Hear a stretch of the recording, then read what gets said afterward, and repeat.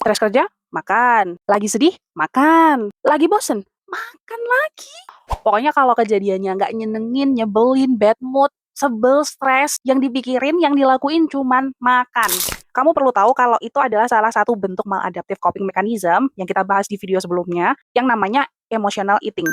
Di mana kamu ngegunain makanan, entah itu yang rasanya manis, yang rasanya gurih, pokoknya yang kamu pikir itu enak, buat ngeredain perasaan nggak nyaman atau stres yang saat itu lagi kamu rasain. Tapi emang beneran ngefek ya?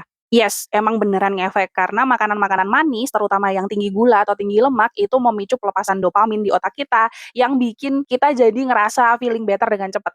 Nah, sayangnya ini tuh cuma jadi solusi sementara. Karena apa? Karena setelahnya hal-hal yang bikin kita stres, hal-hal yang bikin kita merasa tertekan, hal-hal yang bikin kita sedih, pokoknya masalah-masalah yang bikin kita ngerasa nggak nyaman itu semuanya masih tetap ada kan? Malah kalau kita terbiasa dikit-dikit makan, stres makan, sedih makan, marah juga makan, bisa nambahin masalahnya. Yang berat badannya naik lah, atau masalah kesehatan lah, gula darah tinggi, kolesterol, atau mungkin masalah dompet. Jadi ini waktunya buat beralih ke coping mechanism yang lebih adaptif. Berhenti ngehindarin emosi-emosi yang nggak menyenangkan ya, karena emosi itu harus diproses, bukan cuman dihindari aja. Nah, buat ngeganti kebiasaan makan yang nggak sehat itu, kamu bisa beralih ke mindful eating, di mana kamu lebih dulu mengenali rasa kenyang dan rasa lapar, biar kalau kita makan itu beneran memenuhi kebutuhan tubuh, bukan hanya sekedar emosional belaka.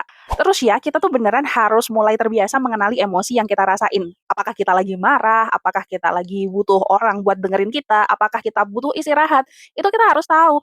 Jangan dikit-dikit kita ngerasa ada yang nggak nyaman di dalam diri kita, terus kita makan. Memang menghadapi rasa nggak nyaman itu tentu nggak mudah ya. Ini bukan karena kita nggak boleh makan kalau stres ya, bukan kayak gitu.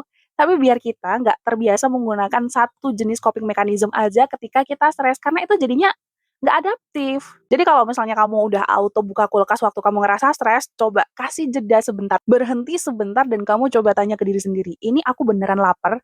Ini beneran tubuhku ngasih sinyal aku waktunya makan? Atau aku cuma melarikan diri aja nih dari stres atau dari emosi-emosi yang nggak nyaman? Gak apa-apa kok kalau sekali-sekali kita makan waktu lagi ngerasa nggak nyaman, cuman jangan jadikan itu sebagai satu-satunya cara untuk menghadapi emosi yang tidak menyenangkan. Coba absen dulu siapa yang ngalamin kayak gini?